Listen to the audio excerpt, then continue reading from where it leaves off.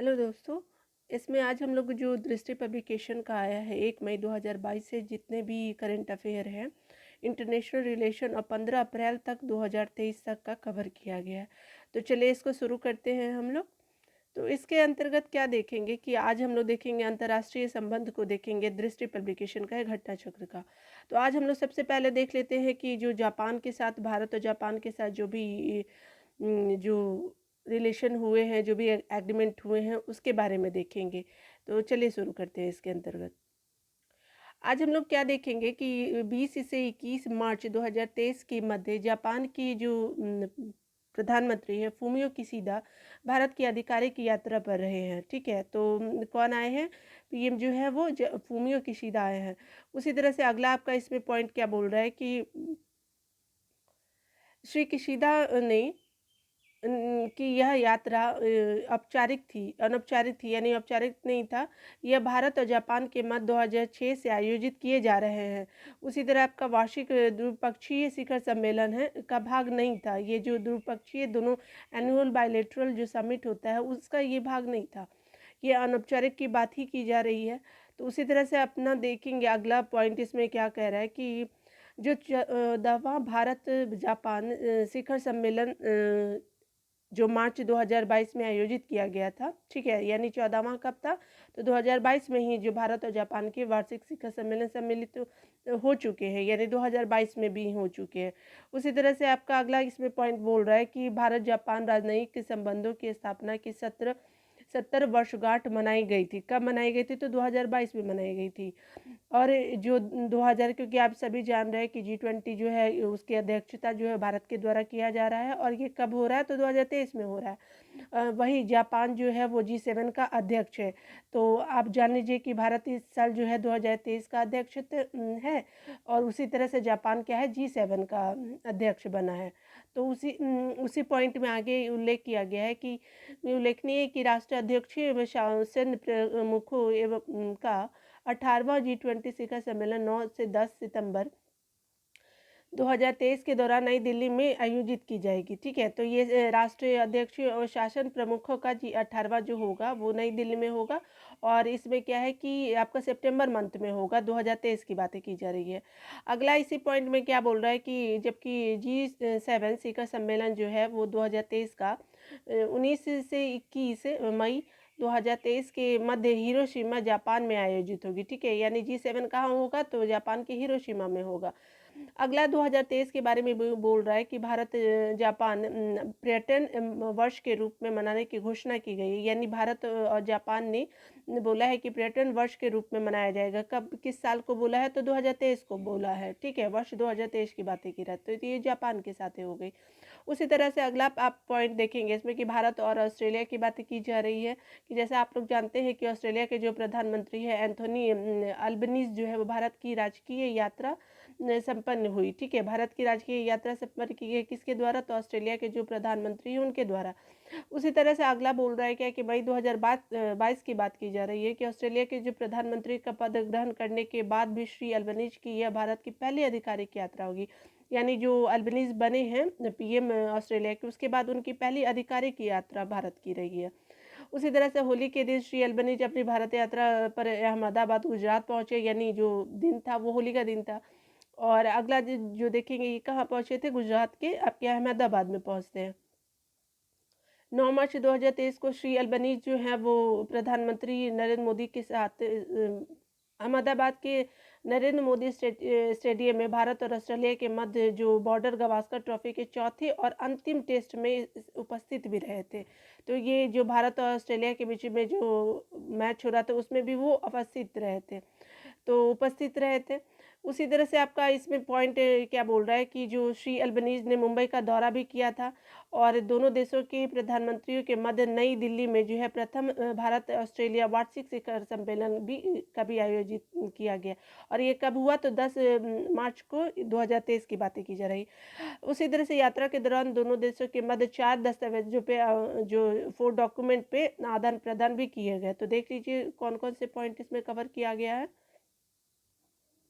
इसमें कवर किया गया है आपका कि जितने भी जो ऑडियो विजुअल सह उत्पादन समझौता है उसको कवर किया गया है। अगला जो है वो खेल के में सहयोग के लिए समझौता किया गया है। नवाचार में सहयोग बढ़ाने हेतु भारत के अटल इनोवेशन तथा ऑस्ट्रेलिया के राष्ट्रमंडल वैज्ञानिक औद्योगिक अनुसंधान संगठन के मध्य आशय पत्र भी इसमें समझौता में शामिल रहा है। ठीक है, तो ये भारत और ऑस्ट्रेलिया की बातें की जा रही है। दो कार्यबल बलों पहला क्या है कि सोलर टास्क फोर्स और हरित हाइड्रोजन टास्क फोर्स की स्थापना की जाएगी। तो ये किसके बीच की जाएगी? तो भारत और ऑस्ट्रेलिया के बीच की जाएगी।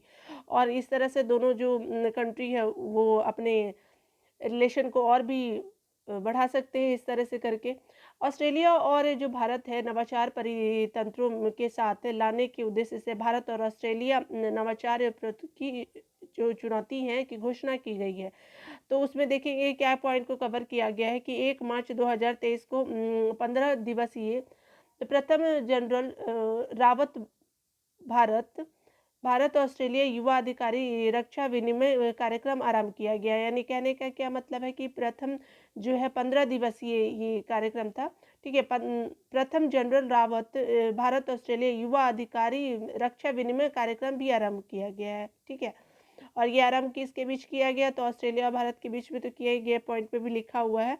उसी तरह से अगला आपका पॉइंट बोला है कि योग्यताओं को पारंपरिक मान्यता देने के हेतु भारत और ऑस्ट्रेलिया के मध्य एक ढांचागत तंत्र पर हस्ताक्षर किए गए हैं। ठीक है, तो ये भी बहुत ही महत्वपूर्ण है दोनों देशों के लिए। यह दोनों देशों के बीच छात्रों और पेशेवर की आवाजाही को आसान बनाने में मदद करेगा। यानी जो ये फ्रेमवर्क मैकेनिज्म है, यानी जो एक ढांचागत तंत्र है वो क्या करेगा कि दोनों देशों के जो छात्र हैं वो क्या आवाजाही आसानी रूप से भारत और ऑस्ट्रेलिया में हो पाएगा।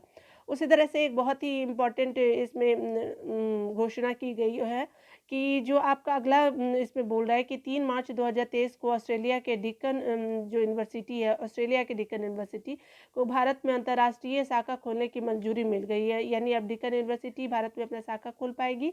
और इसी तरह इसी संदर्भ में अगला बात किया जा रहा है कि जो यह पहला विदेशी विश्वविद्यालय है जिसकी कोई शाखा भारत में स्थापित की गई है। यानी ये विदेशी विश्वविद्यालय क्योंकि ऑस्ट्रेलिया है तो भारत में ये पहली उसकी शाखा खोली गई है। और अगला जो है ये देख लीजिए कि ये कहाँ खोली गई है। तो ये गिफ्ट सिटी गांधीनगर जो है गुजरात में, वहीं पे डिकन विश्वविद्यालय खोला गया है। और गुजरात में पहले अपने अंतर्राष्ट्रीय शाखा परिषद की स्थापना करेगा मतलब अभी सिर्फ रिलेशन दोनों के बीचों में हस्ताक्षर हुए हैं कि जो डिकन विश्वविद्यालय है वो भारत में अपना शाखा खोलेगा। इसका स्थापना हेतु मंजूरी अंतर्राष्ट्रीय वित्तीय सेवा केंद्र प्राधिकरण IFSCA द्वारा प्रदान की गई है। ठीक है, यानी ये अंतर्राष्ट्रीय वित्तीय सेवा केंद्र प्राधिकरण के द्वारा इसकी स्थापना को मंजूरी दी गई है। उसी संदर्भ में क्या बोल रहा है कि 2022 में IFSCA ने 2 अक्टूबर में बात की जा रही है कि अंतर्राष्ट्रीय वित्तीय सेवा केंद्र प्राधिकरण और अपतटीय शिक्षा केंद्र की स्थापना और संचालन विनिमय 2022 को अधिसूचित किया था। तो इस संदर्भ में जितने भी जो काम करने हैं उसको किया जा रहा है। उसी तरह से आपको एक और पॉइंट इसमें कवर किया गया है कि ECTA की बात की जा रही है। भारत और ऑस्ट्रेलिया के ECTA के बारे में बात की जा रही है। तो देख लीजिए क्या है। तो ये 29 दिसंबर 2022 को भारत और ऑस्ट्रेलिया आर्थिक सहयोग और व्यापार समझौता लागू हो गया है। ठीक है, यानी 29 दिसंबर 2022 से यानी पिछले साल की बातें की जा रही है। उसी तरह से आपका क्या है कि भारत और ऑस्ट्रेलिया के बीच जो है वो आर्थिक सहयोग और व्यापार समझौते 2 अप्रैल 2022 को हस्ताक्षर किया गया। दोनों के देशों के बीच किया गया है। तो ये आर्थिक सहयोग के लिए किया गया। उसी पॉइंट में अगला इसी संदर्भ में बात की जा रही है कि दो व्यापार समझौते को प्रभावी बनाने वो का और द्वितीय गौरव हासिल किया गया है। यानी भारत और ऑस्ट्रेलिया के बारे में बात की जा रही है कि बहुत ही अच्छा प्रयास किया गया है। भारत और ऑस्ट्रेलिया ECTA से पूर्व 1 मई 2022 को भारत UAE व्यापक आर्थिक साझेदारी समझौता लागू हुआ था। यानी कहने का मतलब कि ऑस्ट्रेलिया और भारत के साथ तो किया गया, भारत ने UAE के साथ भी आर्थिक साझेदारी समझौता पे अपना एग्रीमेंट किया। उसी तरह से आगे संदर्भ में इसमें क्या बोल रहा है कि यह एक दशक से भी अधिक की अवधि के बाद किसी विकसित देश के साथ भारत का पहला व्यापार समझौता है, ठीक है। तो ये 1 दशक के बाद की बात की जा रही है। वो लिखने हैं कि इससे पूर्व देश में भारत ने वर्ष 2011 में जापान के साथ व्यापक आर्थिक भागीदारी समझौता हस्ताक्षर किया है। तो पहले तो जापान के साथ किया है भारत ने, उसके बाद ये 2011 में ही किया है जापान के साथ। उसके बाद आपका जो यूएई के साथ किया और फिर जो तीसरा जो है वो आपका ऑस्ट्रेलिया के साथ कर लिया। तो इस तरह से अपना विस्तार भी बढ़ाया जा रहा है भारत के द्वारा और अन्य देशों के साथ रिलेशन को अच्छे बनाने के लिए। वो ईसीटीए के लागू होने से सभी ट्रैफिक लाइनों का शून्य सीमा शुल्क के साथ भारतीय वस्तुओं की ऑस्ट्रेलियाई बाजार तक पहुंच प्राप्त हो जाएगी। यानी कहने का मतलब कि जो जीरो कस्टम ड्यूटी है वो लगेगा और भारतीय जितने भी वस्तुएं हैं वो ऑस्ट्रेलिया के बाजार में मतलब जीरो कस्टम ड्यूटी पे पहुंचेगा। उसी तरह से ऑस्ट्रेलिया की भी चीज़ें जो है वो भारत में जीरो कस्टम ड्यूटी पे पहुंचेगी। उसी तरह से मूल्य के संदर्भ में 90% ऑस्ट्रेलियाई निर्यात को भारतीय बाजार में शुल्क मुक्त जो है पहुँच प्राप्त करेगी। यानी दोनों देशों ने अपने दोनों रिलेशन को बढ़ाया है और इस तरह से व्यापार का जितना भी सुचारू रूप से कार्य किया जाना चाहिए वो करने का प्रयास किया गया है। आईईसीटीए के तहत ऑस्ट्रेलिया भारतीय छात्रों को 4 वर्ष तक की अवधि की का पढ़ाई का पढ़ाई उपरांत कार्य वीजा उपलब्ध कराएगा। यानी कहने का मतलब कि ऑस्ट्रेलिया भारतीय छात्रों को 4 वर्ष तक की अवधि की का पढ़ाई उपरांत कार्य वीजा मतलब जो पोस्ट स्टडी जो वर्क वीज़ा होता है वो ऑस्ट्रेलिया जो है 4 साल के बाद स्टूडेंट को प्रोवाइड करेगा, भारतीय छात्रों को प्रोवाइड करेगा। उसी तरह से अगला क्या है, इससे ऑस्ट्रेलिया में अध्ययनरत 1 लाख से अधिक भारतीय को लाभ होगा। देखिए कितनी अच्छी बातें बोली गई है कि जो ऑस्ट्रेलिया में जो इंडियन 1 लाख से ज़्यादा इससे बेनिफिट होंगे। ये बहुत ही अच्छा काम किया गया है दोनों देशों के साथ। इस समझौते के परिणाम स्वरूप सूचना औद्योगिकी सेवाओं में दोहरा कराधान भी समाप्त हो जाएगा, ठीक है। तो ये डबल टैक्सेशन जो दोनों देशों के बीच चल रहा था वो भी खत्म हो जाएगा। उसी तरह से अगला पॉइंट क्या बोल रहा है कि ऑस्ट्रेलिया अपने घरेलू कराधान कानूनों में संशोधन के माध्यम से ऑस्ट्रेलिया को तकनीकी सेवाएं प्रदान करने वाली भारतीय फर्मों की ऑफशोर आय के कराधान को बंद करने पर सहमत हो गए हैं, ठीक है। तो जो भी कराधान थे तो उसको बंद करने की बात की जा रही है इसमें। अगला ये आपका ऑस्ट्रेलिया और भारत का संबंध हो गया। उसी तरह से भारत और भूटान के बीच में हम लोग देखेंगे कि क्या बातें की जा रही है। तो 3 से 5 अप्रैल 2023 के मध्य भूटान नरेश जिंगमे खेसर नामग्याल वांगचुक ने भारत की आधिकारिक यात्रा की। तो ये भूटान के नरेश है। उसी तरह से इसी में इसी संदर्भ में आपकी बात की जा रही है कि भारत और भूटान के बीच जो 13वां पंचवर्षीय योजना हुआ है सहयोग हेतु सहमत हो गए। यानी जो भारत और आपका जो भूटान है उसके 13वीं पंचवर्षीय योजना में सहयोग हेतु सहमत हो गया है। अगला क्या है, ये जो योजना है वो क्या है, भूटान की है और भारत ने मदद करने का आश्वासन दिया है। उल्लेखनीय है कि भूटान में भारत के सहयोग से मांगदेशु जल विद्युत परियोजना जिसका क्षमता जो है वो 720 मेगावाट है। तो याद रखिएगा कि भूटान की ये परियोजना है जल विद्युत है। उसी तरह से मांगदेशु नाम है। तो भारत जो है वो मदद कर रहा है और जिसे हाल ही में भूटान को सौंप दिया गया है, यानी अब ये काम करना शुरू कर दिया है। उसी तरह से इसी संदर्भ में बोला जा रहा है कि भारत भूटान सहयोग के मध्य से विकसित अन्य प्रमुख परियोजनाएं क्या है देख लीजिएगा। पुनात सा गच्चू फास्ट हाई जल विद्युत परियोजना हो गया आपका पुनात सा गच्चू पहला जल विद्युत परियोजना जिसकी लागत मेगावाट कितनी है 1200 मेगावाट की है और मागदेचू की कितनी है 720 मेगावाट की है, ठीक है। तो ये काफ़ी ज़्यादा है।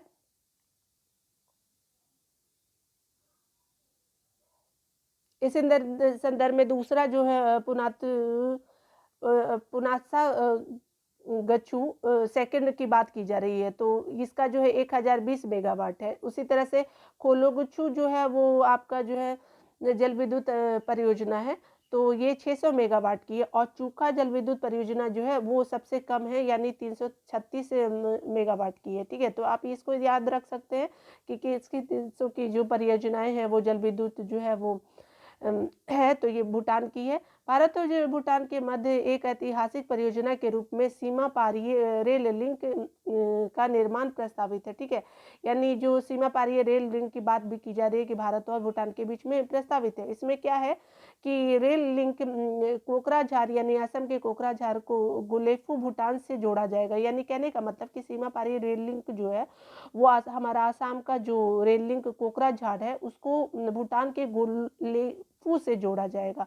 और ये क्या है कि पहला रेल लिंक होगा, यानी भारत और भूटान के पहला रिंग का नाम क्या है, रेल लिंक का नाम क्या है, वो आपका कोकराझार से लेकर गुलेफी तक जाएगा। तो आपसे पूछ सकता है कि गुलेफी जो जगह है वो कहाँ से संबंधित है। उसी तरह से भूटान के साथ तो रिलेशन खत्म हो गया। उसी तरह से आप अगला देखेंगे भारत और इटली के साथ देखेंगे कि क्या शुरुआत की गई है। तो आप सभी जानते हैं कि इटली की प्रधानमंत्री जो है वो जॉर्जिया मेलोनी है और ये भारत की ये यात्रा संपन्न हुई है, ठीक है। उसी तरह से इसी संदर्भ में बोला जा रहा है कि उच्च स्तरीय व्यापारिक प्रतिमंडल भी भारत यात्रा पर आया था। कहाँ का, तो ये उप प्रधानमंत्री थे हैं एंटोनियो तजानी, एक उच्च स्तरीय व्यापारिक मंत्रिमंडल भी आता है उनके साथ। इटली के जो पीएम है और उनके उप प्रधानमंत्री भी आते हैं, ठीक है।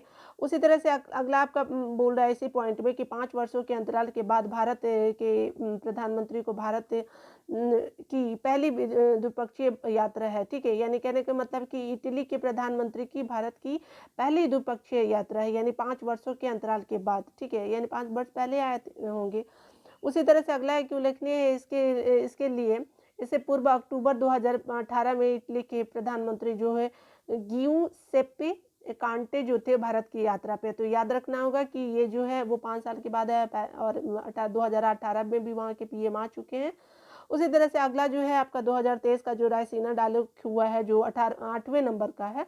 तो सुश्री मेलोनी जो थी मुख्य अतिथि रही थी, ठीक है। और ये मुख्य वक्ता के रूप में ये काम भी करी थी।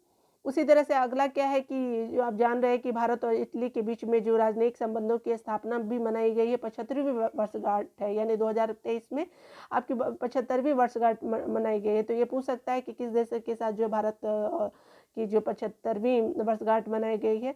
उसी तरह से अगला आपका बोल रहा है क्या कि दोनों देशों के प्रधानमंत्रियों ने भारत इटली संबंधों के को राजनीतिक भागीदारी के स्तर तक उन्नत करने का निर्णय किया है। यानी जितने भी स्ट्रेटेजिक पार्टनरशिप है उसको अपग्रेड किया जाएगा, यानी और बढ़ाया जाएगा दोनों देशों के बीच में। इसी तरह से संदर्भ में बातें की जा रही है क्या कि जो महत्वपूर्ण निर्णय की बातें की जा रही है कि विज्ञान प्रौद्योगिकी और अकादमी संस्थान के अंतर्गत इटली भारत प्रशांत सामुद्रिक पहल भी शामिल है, ठीक है।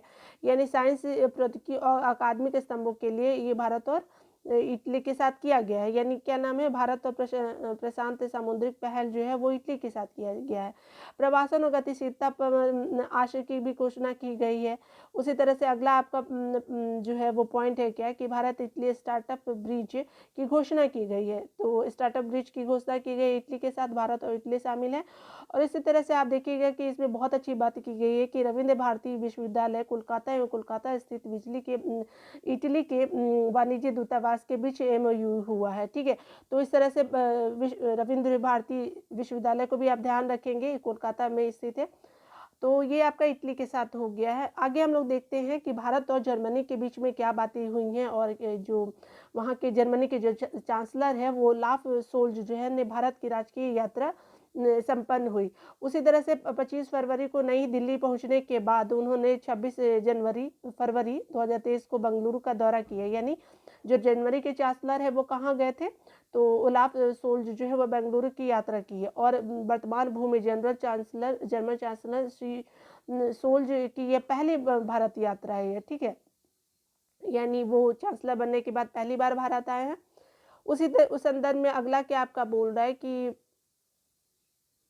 इसी संदर्भ में आपसे बात किया जा रहा है कि उल्लेखनीय है कि इससे पूर्व वे वर्ष 2012 में हैम्बर्ग शहर के मेयर के रूप में भारत आए थे। यानी वो पहले जब मेयर थे 2012 में तो वो हैम्बर्ग शहर के मेयर थे, तो उस समय भी वो आए थे ओलाफ सोल्ज। तो इस तरह से बोलेंगे कि दूसरे है, लेकिन पीएम ये चांसलर बनने के बाद पहले है वो, ठीक है। तो यह वर्ष 2011 में द्विवार्षिक जो अंतर सरकारी परामर्श तंत्र के शुरू होने के बाद से किसी जर्मन चांसलर की पहली भारत यात्रा थी, ठीक है।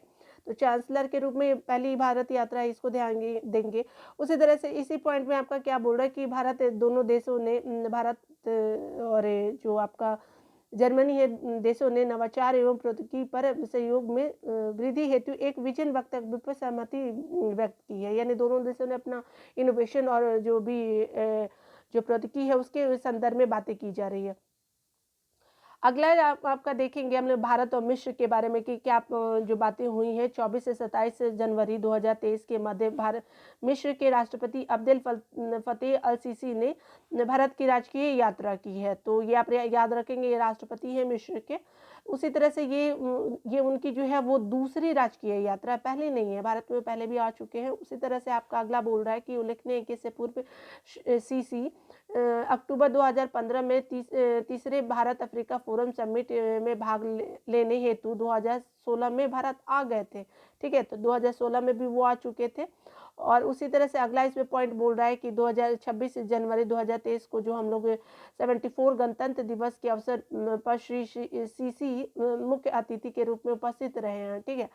और यह पहला अवसर है जब गणतंत्र दिवस के अवसर पर श्री मिस्र के जो राष्ट्रपति मुख्य अतिथि के रूप में आमंत्रित किए गए हैं, को किया गया है कि आप आइए और गणतंत्र दिवस में आप अतिथि बने। तो ये बहुत अच्छी बात है हमारे देश के लिए।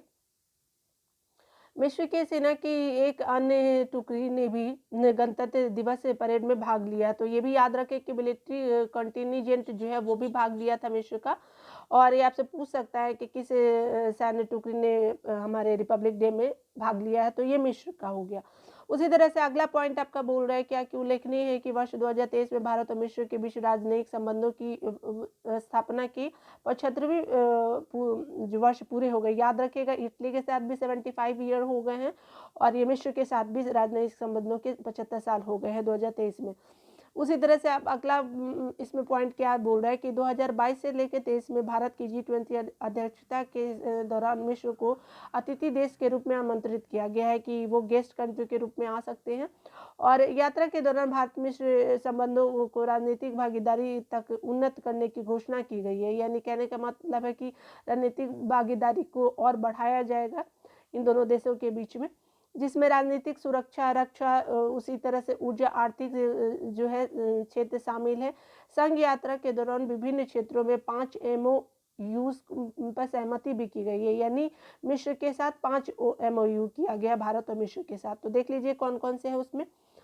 साइबर सुरक्षा के क्षेत्र में किया गया है, सूचना और प्रौद्योगिकी के क्षेत्र है, संस्कृति के क्षेत्र में है, युवा मामलों के सहयोग के क्षेत्र में, प्रसारण के क्षेत्र में किया गया है, यानी ब्रॉडकास्टिंग के क्षेत्र में। तो ये आपसे पूछ सकता है कि ब्रॉडकास्टिंग के क्षेत्र में किस देश के साथ किया गया है, तो ये किया गया है मिस्र के साथ में।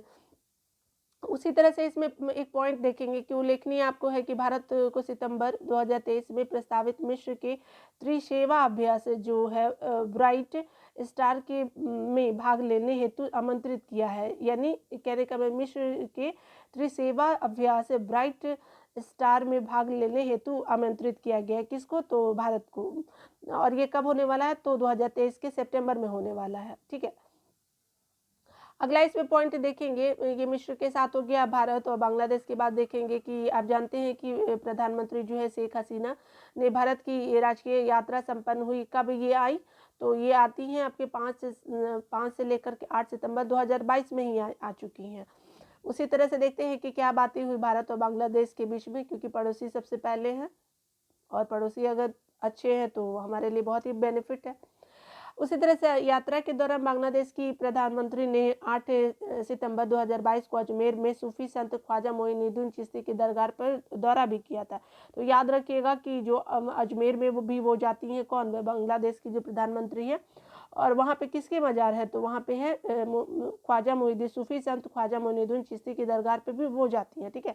अगला आपका क्या बोल रहा है कि पॉइंट है जो यात्रा के दौरान जल विद्युत मंत्रालय, भारत सरकार, जल संसाधन मंत्रालय, बांग्लादेश के बीच भारत और बांग्लादेश के सीमा पर बहने वाली जो कुशियारा नदी से पानी की निकासी पर समझौता ज्ञापन पे हस्ताक्षर किए गए हैं। तो ये बिल्कुल सही है। अगला आपका पॉइंट क्या है कि कुशियारा नदी जो है बराक नदी की शाखा है, ठीक है। तो आप याद रखिएगा कि बराक नदी की शाखा है जो कुशियारा नदी है, ठीक है, जो असम से होकर बांग्लादेश में बहती है। तो भारत की असम से होकर के वो बांग्लादेश में प्रवाहित हो जाती है। उसी तरह से आपको ध्यान देना है कि दोनों नेताओं द्वारा मैत्री ऊर्जा संयंत्र की प्रथम इकाई का अनावरण किया गया है। तो आप याद रखिएगा कि मैत्री ऊर्जा संयंत्र जो है कहाँ पे आपका इकाई का अनावरण किया गया। तो ये याद रखिए कि भारत और ये बांग्लादेश के बीच किया गया है। उसी तरह से मैत्री ऊर्जा संयंत्र के बारे में देख लीजिए कि क्या पॉइंट बोले जा रहे हैं कि मैत्री ऊर्जा संयंत्र जो है वो 1320 मेगावाट का सुपर क्रिटिकल कोयला आधारित ताप ऊर्जा संयंत्र है, ठीक है। यानी कहने का मतलब कि 2 ये इकाइयाँ लगाई जाएंगी 660 मेगावाट की, ठीक है। तो इस तरह से आपका 1320 हो गया, जो बांग्लादेश के खुलना डिवीजन के रामपुर में स्थित है, ठीक है। यानी बांग्लादेश का जो खुलना जगह है डिवीजन में रामपुर जगह है वहाँ पे, तो वहीं पे ये थर्मल पावर प्लांट को लगाया जाएगा। उसी तरह से अगला क्या आपका बोल रहा है कि यह संयंत्र $2 बिलियन की अनुमानित लागत से स्थापित किया गया है, जिसमें से क्या है $1.6 बिलियन की भारतीय विकास सहायता शामिल है। यानी भारत ने $1.6 बिलियन जो है वो बांग्लादेश को इसके लिए दिया है। उसी तरह से अगला है क्या है कि इसके अंतर्गत इसके अतिरिक्त दोनों पक्षों द्वारा रूपसा रेल पुल का भी उद्घाटन किया गया। तो याद रखना है कि भारत और बांग्लादेश के बीच जो रूपसा रेल पुल का भी उद्घाटन किया गया। उसी तरह से आपका अगला पॉइंट बोल रहा है क्या कि 5 से 13 किलोमीटर लंबा यह रेल पुल बांग्लादेश के मोंगला पतन को खुलना से जोड़ता है। यानी कहने का मतलब कि बांग्लादेश के मोगला पतन है को खुलना से ये जोड़ेगा। और कितना लंबाई है इसका, इस रेल पुल का, तो 5.13 किलोमीटर लंबा है ये, ठीक है। तो आप ये याद रख सकते हैं। उसी तरह से अगला आपका पॉइंट क्या बोला कि भारत और साथ ही यह पश्चिम बंगाल में मेट्रोपोल और गेड़े में भारतीय सीमा तक की कनेक्टिविटी प्रदान करता है, ठीक है। यानी कनेक्टिविटी पश्चिम बंगाल मेट्रोपोल और गेड़े में भी ये कनेक्टिविटी प्रदान करता है। उसी तरह से आप देख लीजिएगा कि भारत और बांग्लादेश मैत्री पाइपलाइन के बारे में बात की जा रही है कि 18 मार्च 2023 को प्रधानमंत्री नरेंद्र मोदी एवं बांग्लादेश के जो प्रधानमंत्री शेख हसीना ने संयुक्त रूप से वर्चुअल माध्यम से भारत और बांग्लादेश मैत्री पाइपलाइन का उद्घाटन किया है। तो इंडिया बांग्लादेश फ्रेंडशिप पाइपलाइन का उद्घाटन किया गया है। उसी तरह से आपका ये जो आधारशिला आपको बहुत इंपॉर्टेंट है कि आधारशिला कब रखी गई थी। तो इस पाइपलाइन की आधारशिला 2018 में ही रखी गई थी। उसके अलावा आपका जो है IBFP जो इंडिया बांग्लादेश जो पाइपलाइन है उसको देखेंगे। भारत और बांग्लादेश के बीच पहले सीमा पार ऊर्जा पाइपलाइन है, first cross border energy pipeline है। तो ये बहुत ही इंपॉर्टेंट हो जाता है। आगे देखेंगे कि इसमें बांग्लादेश को 1 मिलियन मीट्रिक टन प्रति वर्ष उच्च स्पीड डीजल को परिवहन करने की क्षमता हो गई है। यानी जो 1 मिलियन मीट्रिक टन जो है वो उच्च स्पीड डीजल को परिवहन करने की क्षमता हो गई है बांग्लादेश को।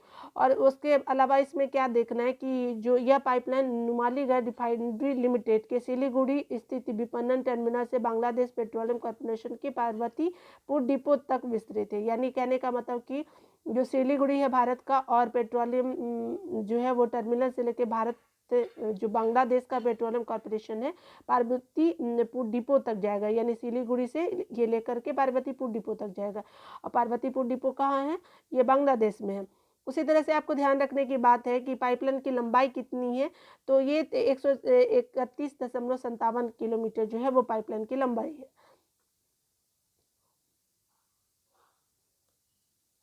उसी तरह से अब अगला सेक्शन है इसमें अंतर्राष्ट्रीय प्रकरण का सेकंड वाला है। तो बी सेक्शन को भी देख लेते हैं कि क्या क्या बातें हुई हैं। तो चलिए शुरू करते हैं। तो जैसे सब आप जानते हैं कि टाइम 100 जो सर्वाधिक प्रभावशाली व्यक्ति जो 2023 के हैं उसके बारे में बात की जा रही है इसके अंतर्गत। तो इसमें क्या बातें की जा रही हैं देख लीजिए।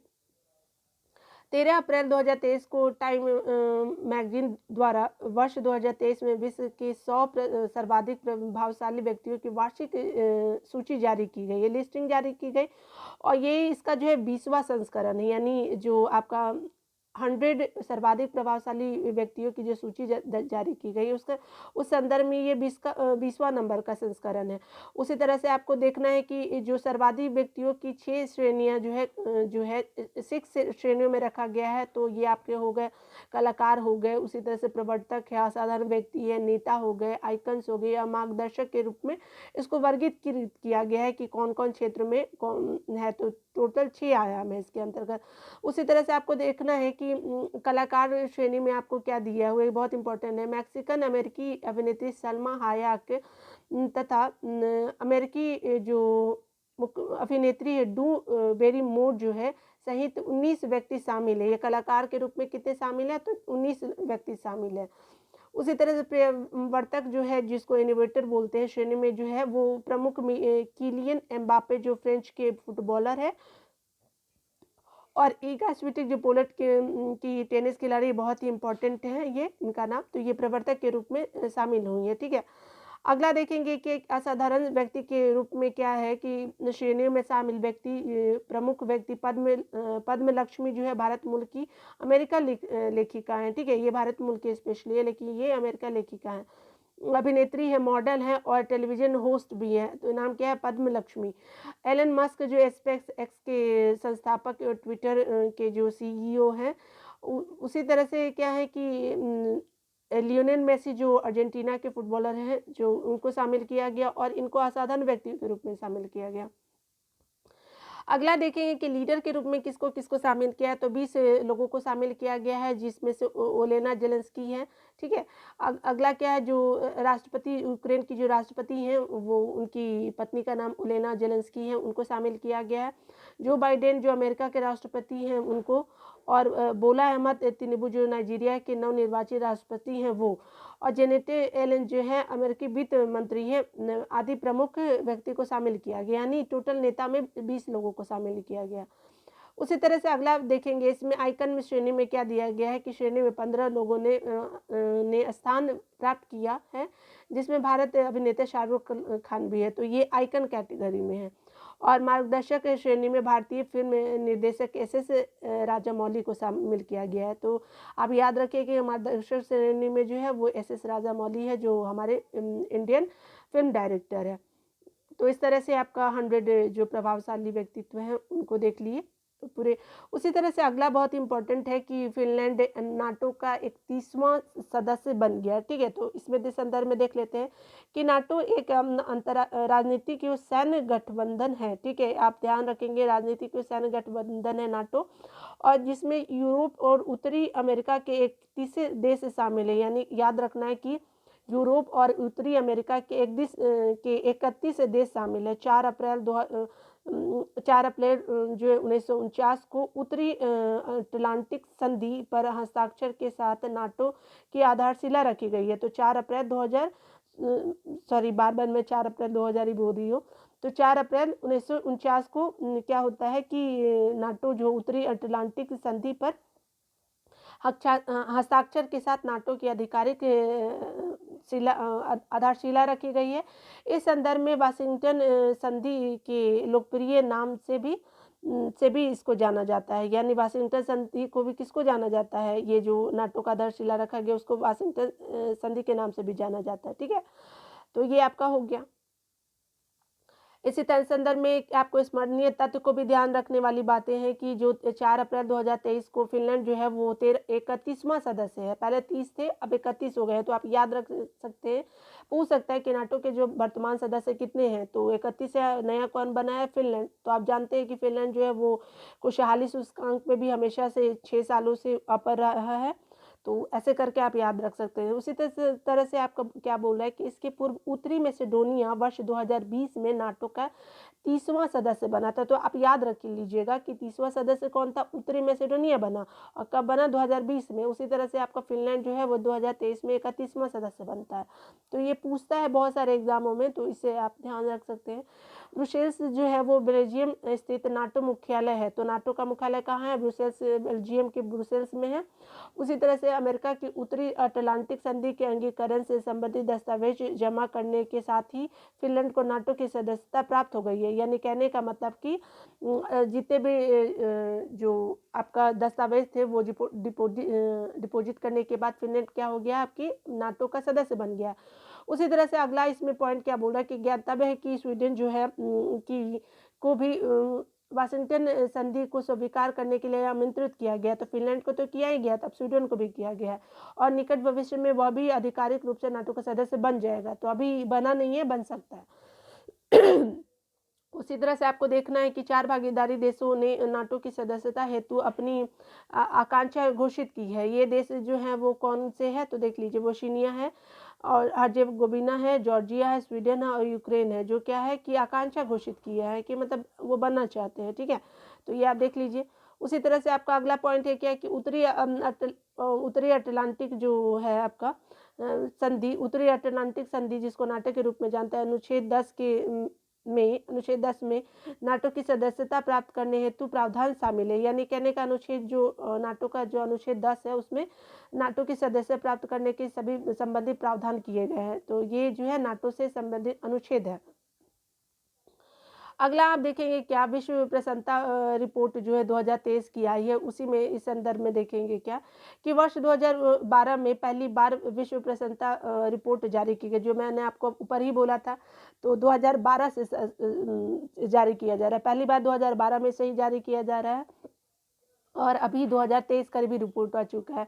विश्व प्रसन्नता रिपोर्ट जिसमें क्या बोला है कि संयुक्त राष्ट्र पोषणीय विकास समाधान नेटवर्क का प्रकाशन है, जिसमें गैलप वर्ल्ड पोल द्वारा प्रदत्त डाटा पर का प्रयोग किया जाता है। तो ये डाटा के लिए किसका यूज़ करते हैं, तो गैलप वर्ल्ड पोल का यूज़ करते हैं। ठीक है, अगला देखेंगे, इसमें स्मरणीय तथ्य भी दिया हुआ है कि आपको ध्यान देने वाली बात है कि इसमें क्या बोल रहा है कि जो 20 मार्च 2023 को संयुक्त राष्ट्र सतत विकास नेटवर्क जिसको बोलते हैं UNSTSN द्वारा विश्व प्रसन्नता रिपोर्ट 2023 जो है प्रकाशित की गई है। तो आपको याद रखना होगा कि United nation sustainable development solution network के द्वारा ये जारी किया जाता है। और कौन सा रिपोर्ट जारी किया जाता है, तो विश्व प्रसन्नता रिपोर्ट 2023 को जारी किया गया है। ठीक है, और इसी तरह से इसमें बोला गया है कि इस रिपोर्ट में 11वां संस्करण जारी किया गया है। इसमें आपको बता रहे हैं कि किन कारकों पर आधारित है ये जो प्रसन्नता रिपोर्ट है, उसको देख लीजिएगा। प्रति व्यक्ति सकल घरेलू उत्पाद हो गया आपका पहला। उसी तरह से सामाजिक अवलंबन भी है, स्वस्थ जीवन प्रत्याशा है, जीवन में विकल्प चुनने की स्वतंत्रता है, उदारता भी है और आपका छठा जो है वो क्या है, तो भ्रष्टाचार बोध भी है और 6 कारक है भी इसमें शामिल। तो ये हो गई। उसी तरह से आपसे पूछ सकता है कि जो कितने देश शामिल थे, तो 137 देश शामिल थे। और उसी तरह से आपका अगला है पॉइंट कि WHR जो 2023 में रैंकिंग हेतु वर्ष 2020 से लेकर के 22 तक के तहत 3 वर्षों के गैलप वर्ल्ड पोल के डाटा का उपयोग किया गया है। यानी कहने का मतलब है कि 20 से लेकर के 22 तक के जो 3 वर्षों के गैलप वर्ल्ड पोल का डाटा इसमें यूज़ किया गया है। ठीक है, यानी WHR में। अगला आपका इसमें पॉइंट क्या बोल रहा है कि जो WHR 2023 में जो लगातार छठी बार फिनलैंड, मैंने आपको बोला था कि छठी बार जो है फिनलैंड जो टॉप पे रहा है। आप देख लीजिए कि कितने टॉप 5 आपको बहुत इंपॉर्टेंट करेंगे। और ये जो 5 जो अधिक प्रसन्न देश है, पहला तो फिनलैंड, उसके बाद डेनमार्क है, फिर आइसलैंड है। तो आप ऐसे याद रख सकते हैं FDI, तो आप FDI से याद रख सकते हैं फिनलैंड, डेनमार्क और आइसलैंड। ठीक है, और जो चौथा है वो इजराइल है और 5वां जो है नीदरलैंड है। और देख लीजिए स्कोर कितना मिला है फिनलैंड को, तो 7.84 जो है वो स्कोर मिला है। ठीक है, आप देखेंगे सबसे कम प्रसन्न जो देश है उसको देख लेंगे, तो सबसे तो टॉप पे फिनलैंड ने किया है। और अगला जो है वो 137वें नंबर पे अफगानिस्तान है। आप जान ही रहे कि आतंकवाद की वजह से क्या स्थिति है उस देश की, 1.859 स्कोर पाया है। और 136वां जो है वो लेबनान है, 135वां सियरा लियोन है, उसी तरह से 134 नंबर पे जिम्बाब्वे है और कांगो लोकतांत्रिक गणराज्य जो है वो 133वें नंबर पे है। तो ये देख लीजिए। अगला जो है वो देखना है कि भारत का क्या है इसमें रैंक रहा और भारत के स्कोर कितने रहे हैं, तो ये बहुत इम्पोर्टेंट है। तो 2023 के डब्ल्यूएचआर की रिपोर्ट के अनुसार भारत को 126 स्थान मिला है, ठीक है? और स्कोर कितने मिले हैं? तो 4.036 यानी 4.036 जो है भारत को स्कोर मिला है और स्थान कितना है? तो 126 नंबर पे है, 137 देशों में, सोचिए। और अगला क्या है, 2022 में कितना था? तो 136 स्थान पे था और स्कोर कितना था? 3.777 स्थान था, 3.777 स्थान था, ठीक है? ये 2022 की बात की जा रही है और 126 जो है आपको स्थान की बात की जा रही है 2023 में। और स्कोर कितने हैं? तो ये आपका स्कोर है 4.036 की बात की जा रही है। तो इस तरह से आप याद रख सकते हो। अगला एक बहुत ही टाइम पत्रिका के अनुसार निकाला गया है कि 50 महानतम स्थानों की सूची 2023 में शामिल बताया है कि जो लद्दाख है और जो उड़ीसा का मयूरभंज है उसको शामिल किया गया और इसको कहाँ शामिल किया? टाइम पत्रिका में इसको शामिल किया गया। आगे देखिएगा कि इसमें क्या बोला है कि 16 मार्च 2023 को टाइम पत्रिका ने 50 महानतम स्थलों की सूची जारी की है। ये टाइम पत्रिका के द्वारा टोटल 50 जारी किया गया और भारत के दो के जो स्थलों को शामिल किया गया है, यानी आपका जो यूटी है लद्दाख उसको और उड़ीसा के जो मयूरभंज है उसको शामिल किया गया है। उसी तरह से इसमें बताया गया है कि 50 स्थल वर्ष 2023 में घूमने के लिए श्रेष्ठ स्थल है, यानी आप इस जगहों पे आप घूम सकते हैं। ये जो टूरिस्ट लोग हैं उनके लिए बहुत इंपॉर्टेंट है और एक तरह से हम लोग भारत या अदर स्टेट के बारे में भी अच्छे तरह से जान पाते हैं। भारत की विभिन्न जो अदर जो स्टेट है उनके में क्या खासियत है उनके बारे में भी जान सकते हैं। तो देख लीजिएगा कि इस वर्णनीय तथ्य में बोल रहा है क्या कि मयूरभंज उड़ीसा का जो जिला है वो मुख्यतः क्या है कि विलक्षण बाग एवं प्राचीन मंदिरों के लिए फेमस है। सोचिए कितनी अच्छी बात है। और अगला इसी में पूछ रहा है क्या जो यहाँ पर सिंपली पाल राष्ट्रीय पार्क में काले बाघ पाए जाते हैं। सोचिए ब्लैक टाइगर जो है वो पाया जाता है। और अगला क्या है, यहाँ एशियाई हाथी भी है, बंगाल टाइगर भी पाए जाते हैं। कहाँ पे? सिंपली पाल राष्ट्रीय पार्क में। और उसी तरह से क्या है कि मयूरभंज का छऊ जो है नृत्य यूनेस्को की अमूर्त सांस्कृतिक सूची में शामिल किया गया है। तो मऊ जो है वो आपसे पूछ सकता है कि छऊ नृत्य कहाँ का है? तो मयूरभंज का है। और ये यूनेस्को की अमूर्त संस्कृति में यानी इंटेंजिबल कल्चर हेरिटेज के रूप में शामिल किया गया। और केंद्र शासित प्रदेश लद्दाख अपने अल्पाइन भू परिदृश्य तथा तिब्बती बौद्ध संस्कृति के लिए इम्पोर्टेंट है। यानी तो आप जान ही रहे हैं कि तिब्बती बौद्ध संस्कृति के लिए जो हमारा लद्दाख है वो फेमस है और अल्पाइन के जो वृक्ष है वो लद्दाख के लिए फेमस है, ठीक है? अगला देख लीजिए इसी में पॉइंट में जो बचे हुए हैं। आप सभी जानते हैं कि हाल ही में भारत का पहला डार्क स्काई अभयारण्य कहाँ खोला गया? तो लद्दाख में खोला गया है और के चांगथांग वन्यजीव अभयारण्य के अधिकांश हिस्से में हल्ले गांव में स्थापित किया गया। तो ये क्या है? फर्स्ट डार्क स्काई रिजर्व है, लद्दाख में बनाया गया। और आपको वन्यजीव अभयारण्य पूछ भी सकता है। तो चांगथांग वन्यजीव अभयारण्य कहाँ है? तो आपका लद्दाख में है, ठीक है? अगला देखेंगे इसमें पॉइंट में पूछ रहा है क्या कि जो वैश्विक आतंकवाद रिपोर्ट सूचकांक आया है तो 2023 की बातें की जा रही है। तो जारीकर्ता कौन है आप देख लीजिए। तो जारीकर्ता institute for economic and peace है जो IEP तथा वैश्विक आतंकवाद सूचकांक के 10वें संस्करण को जारी किया गया है, ठीक है? तो ग्लोबल टेररिज्म इंडेक्स जो है वो उसका 10वां संस्करण था और ये जारी किसके द्वारा किया गया है? तो ये institute for economic and peace के द्वारा जारी किया गया और ये 10th संस्करण था, ठीक है? तो देख लीजिए कि टोटल कितने कंट्री है। तो इसमें टोटल कंट्री जो है 163 कंट्री है और ये जो प्रतिशत है जनसंख्या का 99.7% को कवर किया गया है। तो बोल रहा है कि आतंकवाद के प्रभाव का अध्ययन एवं विश्लेषण किया गया। इसके द्वारा आतंकवाद से मरने वाले जो की संख्या कितनी है? 6701 दर्ज की गई है। कब की गई है? 2022 में। सोचिए कितने लोग मारे गए हैं। उसी तरह से अगला क्या है, बोल रहा है कि वर्ष 2021 की तुलना में 9% की गिरावट को दर्शाता है। यानी ये 2022 में जितनी भी मौतें हुई आतंकवाद से वो 9% जो है वो 21 की तुलना में कमी है। तो ये ठीक ही है, लेकिन इतने लोग भी जो आतंकवाद के शिकार हो रहे हैं कहीं किसी न किसी रूप में, तो वो अच्छी बातें नहीं है। लेकिन उम्मीद की जा सकती है। उसी तरह से अगला क्या बोल रहा है कि जो 2022 में आतंकवादी हमलों की संख्या वर्ष 2023 के 5,463 से 28% की गिरावट के साथ 3,955 दर्ज की गई है। यानी 2022 में कितनी दर्ज की गई है? 3,955 दर्ज की गई है। उसी तरह से अगला आपका पॉइंट क्या बोल रहा है कि इस्लामिक स्टेट जो 2022 में इस्लामिक स्टेट जिसको आईएस बोलते हैं, लगभग 414 आतंकवादी हमलों के साथ विश्व का सबसे घातक आतंकी समूह बना है। यानी इस्लामिक स्टेट जो है सबसे वो डेडलीस्ट टेरर ग्रुप है। ठीक है, तो आप याद रख सकते हैं इसको कि ये सबसे ज़्यादा टेरर ग्रुप कौन है। ऐसे पूछता तो नहीं है लेकिन कहीं पूछ दे। इस्लामिक स्टेट 2022 में कुल 1,045 मौतें का उत्तरदायित्व है। उसी तरह से आपको देख लेना है कि भूटान, चीन, आपका कुवैत, ओमान, सिंगापुर समेत 71 देशों को शून्य जो है वो 0.0 स्कोर के आतंकवाद के अप्रभावित क्षेत्रों में श्रेणी में रखा गया। तो ये भी याद रखने वाली की बात है कि कहाँ पे आतंकवाद नहीं है, जो वहाँ के लोग प्रभावित नहीं हुए हैं। तो ये आपका भूटान हो गया, चीन हो गया, और उसी तरह कुवैत, ओमान, सिंगापुर जो है वो एक भी आतंकवाद से प्रभावित एरिया नहीं है। तो उसी तरह से आप देख लीजिए कि सबसे प्रभावित जो कंट्री कौन सा देश है, तो सबसे पहले जान ही रहे हैं कि अफगानिस्तान है, दूसरा बुर्किना फासो है, तीसरा सोमालिया है, चौथा माली है, और सीरिया जो है वो टॉप पे है, टॉप 5 में है।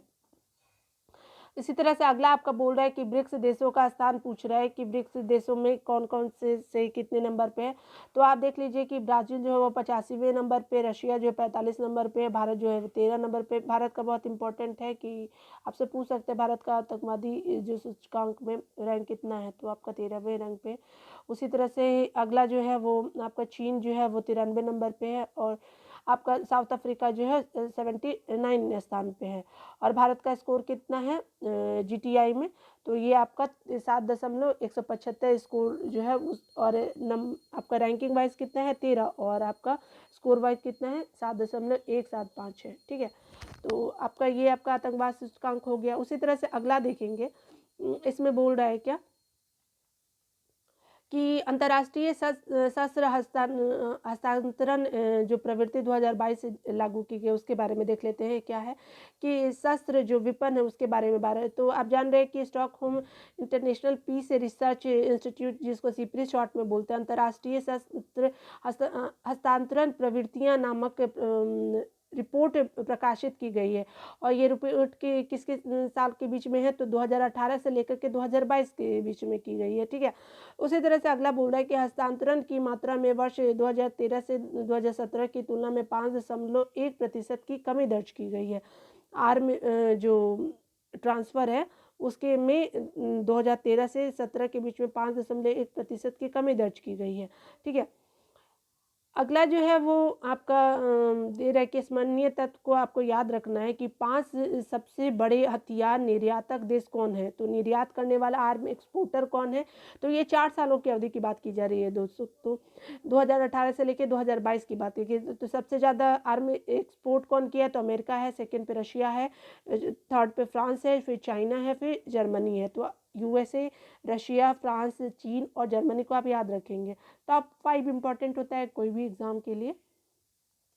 संयुक्त रूप से ये 5 देश वर्ष 2018 से 22 में प्रमुख शस्त्रों के कुल निर्यात के 76% के लिए उत्तरदायी है। ठीक है, यानी कहने का मतलब कि इन 4 सालों में जो 5 प्रमुख देश हैं जो एक्सपोर्टर है वो 76% जो है वो निर्यात किया है गया है इन देशों के द्वारा। उसी तरह से अगला आपका प्रश्न बोला कि वर्ष 2018 से 22 में विश्व में शस्त्रों के सबसे बड़े निर्यातक अमेरिका का शस्त्र निर्यात सकल विश्व का 40% है। सोचिए 40% वो निर्यात ही करता है और दूसरे देश को देता है और वहाँ से पैसे लेता है। उसी तरह से और सुरक्षा की वजह से लोग खरीदते भी है विपन, क्योंकि अगर उनके पास विपन ही नहीं होंगे तो किस तरह से वो पड़ोसी या अपने समस्याओं का समाधान कर पाएंगे। और ये क्या बोल रहा है कि 2013 से 17 के बीच में 14% अधिक है। ठीक है, ये अमेरिका के संदर्भ में बात की जा रही है। उसी तरह से 2018 से 22 की अवधि में विश्व के 5 सबसे बड़े शस्त्र आयातक देश जो है, वो आयातक देशों में भारत अपना टॉप किया है, ठीक है। 5 सबसे शस्त्र आयातक आर्म इम्पोर्टर में भारत है, उसके बाद सऊदी अरब है, कतर है, ऑस्ट्रेलिया है और चाइना है। अगला पॉइंट के देखेंगे क्या इसके अंतर्गत बोला, संयुक्त रूप से ये 5 देश संयुक्त प्रमुख शस्त्रों की कुल आयात के 36% हिस्से की हिस्सेदारी किया, यानी जो 5 कंट्री मिल करके कितने मंगाए हैं, तो 36% जो है वो इम्पोर्ट किए हैं, ठीक है। उसी तरह से अगला क्या है कि भारत विश्व में शस्त्रों का सबसे बड़ा आयातक बन गया। दूसरा कौन है? सऊदी अरब और कतर है, उसके बाद ऑस्ट्रेलिया है।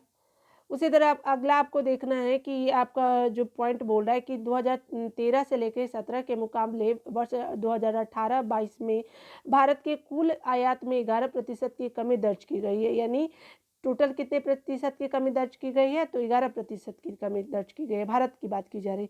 उसी तरह से रूस वर्ष 2018 से 22 में विगत वर्ष की भांति भारत का सबसे बड़ा हथियार आपूर्तिकर्ता देश बना, यानी सबसे ज़्यादा जो भारत हथियार किससे लेता है, तो 4 वर्षों में सबसे ज़्यादा वो रशिया से लिया है।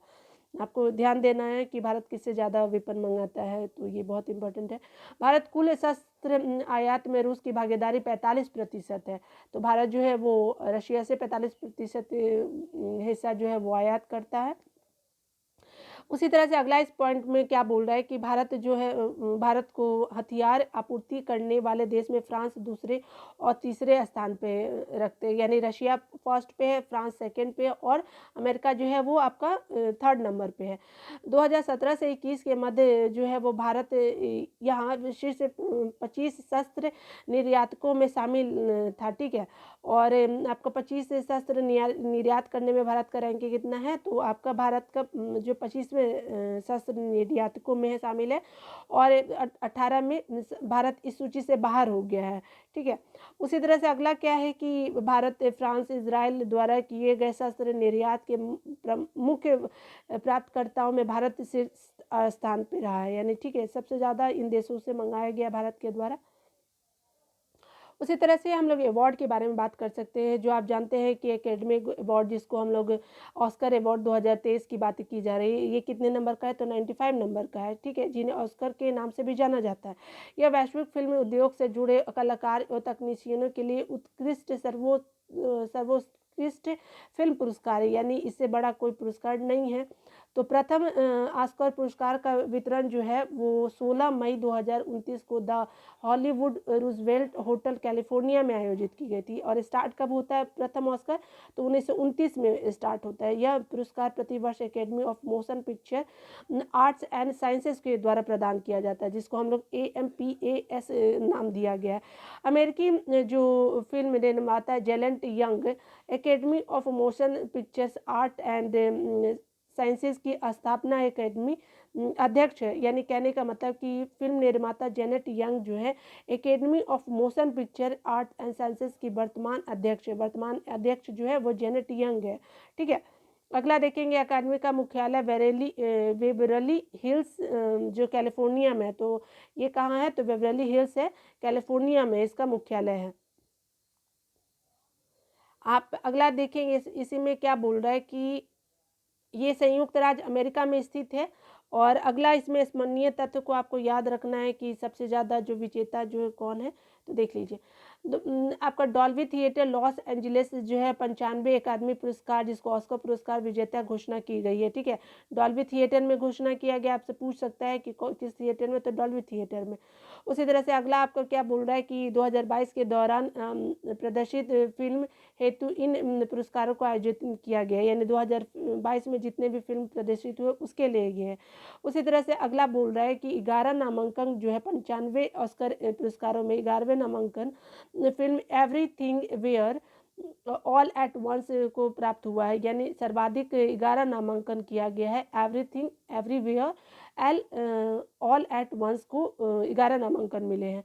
उसी तरह से आपको ध्यान देना है कि जो निर्देशक है उसके बारे में बात की जाए कि डेनियल क्वान और डेनियल स्किनट द्वारा निर्देशित इस फिल्म ने सर्वाधिक 7 ऑस्कर जीते हैं। किसने जीते हैं, तो everything everywhere all at once ने जीते हैं, 7 ऑस्कर अवार्ड जीते हैं। तो इम्पॉर्टेंट है। मल्टीवर्स जो है नई जो कई ब्रह्मांड का एक काल्पनिक पर आधारित इस अमेरिकी कॉमेडी ड्रामा फिल्म को सर्वश्रेष्ठ फिल्म के ऑस्कर पुरस्कार से सम्मानित किया है। तो क्या नाम है, मल्टीवर्स को किया गया, ठीक है। और उसी तरह से अगला आपका क्या बोला जा रहा है कि अगला पॉइंट है कि इस फिल्म के डेनियल क्वान और डेनियल स्कीट ने सर्वश्रेष्ठ निर्देशक का पुरस्कार जीता है। तो डेनियल क्वान और डेनियल स्कीट ने सर्वश्रेष्ठ निर्देशक का जीता है अवार्ड। और किसके लिए जीता है, तो ये मल्टीवर्स के लिए ये जीता गया उनके द्वारा, ठीक है। तो मल्टीवर्स जो है उसके निर्देशक कौन है, डेनियल क्वान और डेनियल स्कनेट जीते हैं। उसी तरह से मलेशिया की अभिनेत्री थी हैं जिनका नाम क्या है, मिशेल यू को everything everywhere at once film में उनके शानदार अभिनय के लिए अभिनेत्री के रूप में चुना गया है और ऑस्कर अवार्ड दिया गया है। तो फीमेल के रूप में किसको चुना गया है, तो मिशेल यो को चुना गया है, ठीक है। और उनके फिल्म का नाम क्या है, everything everywhere all at once है। और अगला है जो ये कहाँ की है, मलेशिया की है अभिनेत्री है। उसी तरह ये पहली एशियाई भी बन गई है कि पहली एशियाई जो है ऑस्कर पुरस्कार जीतने वाली मिशेल यो बनी है, ठीक है। यानी एशिया से इससे पहले नहीं थी। अगला आपका क्या बोला है कि अमेरिकी जो साइकोलॉजिकल ड्रामा द वेल नाम है उसके निर्देशक डेरन एरोनोफ्स्की है में अभिनय हेतु ब्रेडन फ्रेजर को सर्वश्रेष्ठ अभिनेता का ऑस्कर पुरस्कार दिया गया। तो नाम क्या है, ब्रेडन फ्रेजर को दिया गया सर्वश्रेष्ठ अभिनेता का अवार्ड दिया गया। उनके फिल्म का क्या नाम है, द वेल नाम है, ठीक है। और याद रखिए कि डेरन जो है वो डायरेक्टर है।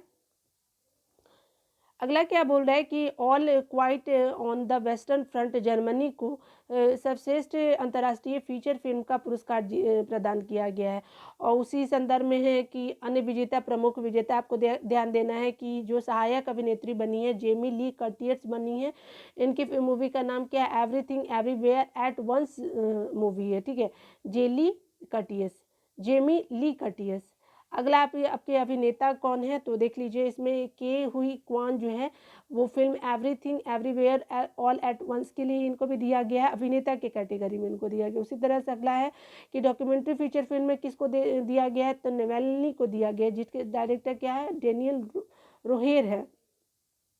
और संगीत के रूप में किसको दिया गया है, तो ये संगीत के रूप में दिया गया है ओरिजिनल स्कोर जो मिला है, original score all quiet on the front western front, यानी all quiet on the western front को दिया गया, ये संगीत के क्षेत्र में दिया गया। और सर्वश्रेष्ठ दृश्य प्रभाव अवतार द वे ऑफ वाटर यानी जेम्स कैमरून को दिया गया, यानी विजुअल इफेक्ट के लिए जिसको दृश्य प्रभाव बोलेंगे, अवतार द वे ऑफ वाटर निर्देशक जेम्स कैमरून को दिया गया है।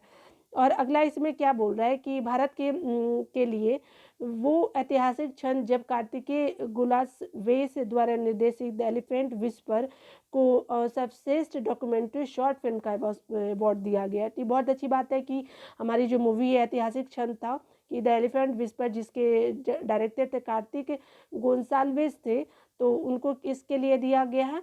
तो ये शॉर्ट फिल्म के कैटेगरी में दिया गया, एलिफेंट विस्पर को दिया गया, ठीक है। उसी तरह से अगला इसमें क्या बोल रहा है कि आपका तमिल भाषा की इस फिल्म की निर्देशक कार्तिकी गोंजाल्विस निर्माता गुनीत मोगन ने स्टेज पर जाकर पुरस्कार ग्रहण किए, बहुत अच्छी बात है।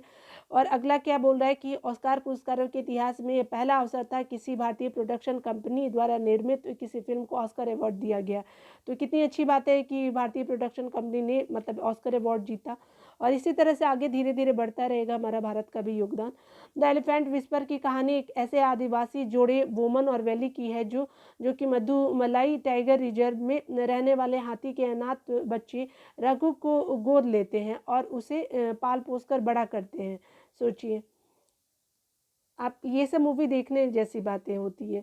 भारत के ऑस्कर पुरस्कार में पुनः एक ऐतिहासिक क्षण आया जब एस राजामौली द्वारा निर्देशित तेलुगु मूवी जिसको RRR के गीत जो है वो नाटू नाटू को सर्वश्रेष्ठ गीत यानी जिसको ओरिजिनल सॉन्ग के लिए जीता और ये ऑस्कर उसको प्रदान किया गया RRR को, और सॉन्ग था नाटू नाटू। उसी तरह नाटू नाटू गीत के संगीतकार M किरवानी और गीतकार जो हैं वो क्या है, संगीतकार है M किरवानी और गीतकार जो है चंद्रबोस ने स्टेज पर जाकर पुरस्कार ग्रहण किया।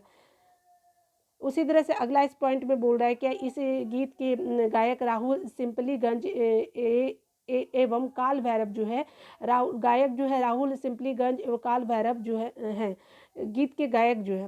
नाटू नाटू किसी भी भारतीय फिल्म से सर्वश्रेष्ठ मौलिक के गीत का ऑस्कर जीतने वाला पहला गीत है, ठीक है, यानी ओरिजिनल सॉन्ग के रूप में इसको दिया गया है। तेलुगु भाषा का यह गीत पुरुष प्रसिद्ध अभिनेता रामचरण एवं जूनियर एनटीआर पर फिल्माया गया, यानी हीरो कौन है, रामचरण है और जूनियर एनटीआर है, ठीक है, तेलुगु भाषा के लिए इनको दिया गया। और ये क्या है कि उल्लेखनीय 80वें गोल्डन ग्लोब अवार्ड्स 2023 में बेस्ट सॉन्ग मोशन पिक्चर श्रेणी में नाटू नाटू को विजेता घोषित किया गया। यानी कहने का मतलब 80वें गोल्डन ग्लोब भी हुआ तो बेस्ट सॉन्ग मोशन पिक्चर में श्रेणी में भी नाटू नाटू विजेता रहा है। यानी जो है वो ऑस्कर तो जीता ही, उसी तरह से गोल्डन ग्लोब में भी नाटू नाटू ने अपना जलवा दिखाया। उसी तरह अगला आपका पॉइंट क्या बोला, भारतीय फिल्म निर्माता शौनक सेन द्वारा निर्देशित डॉक्यूमेंट्री जो है all that breathes documentary feature film श्रेणी में शॉर्टलिस्टेड अंतिम 5 फिल्मों में शामिल रही है। यह जो है यह एक ऑस्कर पुरस्कार जीतने में से चूक गई है, हालांकि इसको ऑस्कर अवार्ड नहीं मिला। अगला आपका क्या बोला कि अंतर्राष्ट्रीय फिल्म फीचर श्रेणी में प्रतिस्पर्धा हेतु पैन नलीन द्वारा निर्देशित गुजराती भाषा की फिल्म छेलो सो भारत की आधिकारिक प्रविष्टि थी, ठीक है, यानी जो भारत की आधिकारिक प्रविष्टि थी वो छेलो से जो गुजराती भाषा में निर्देशित थी। अगला इसी में देखेंगे कि छेलो सो जो है वो आपका दिया हुआ है कि जो छेलो सो ऑस्कर पुरस्कार हेतु शॉर्टलिस्टेड की गई 15 फिल्मों में चयनित भी हुई, लेकिन 5 फिल्मों के स्थान नहीं बने। 15 फिल्मों में तो चुन ली गई थी, लेकिन 5 फिल्मों से वो बाहर हो गई। उसी तरह से अगला देखेंगे इसमें क्या बोल रहा है कि 95 ऑस्कर पुरस्कार में प्रसिद्ध भारतीय अभिनेत्री दीपिका पादुकोण ऑस्कर प्रस्तुतकर्ता या उद्घोषकों में शामिल रही थी। यानी 95 ऑस्कर अवार्ड में प्रेजेंटर कौन थी, तो हमारी जो हीरोइन अभिनेत्री दीपिका पादुकोण है वो रही थी। उसी तरह से ऑस्कर के मंच पर 1980 पुरस्कार प्रस्तुतकर्ता प्रेजेंटर के रूप में पहुंचने वाले पहली भारतीय अभिनेत्री जो थी वो कौन थी, पारसी से खम्बाटा थी। यानी इनसे पहले जो थी वो पारसी खम्बाटा भी रह चुकी हैं, ठीक है, भारत में ये पहले नहीं थी। उसी तरह से ये दूसरी जो है प्रियंका चोपड़ा रह चुकी हैं 2016 में ऑस्कर अवार्ड के लिए।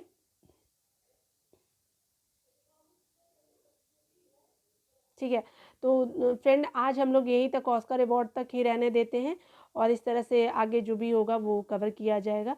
तो धन्यवाद।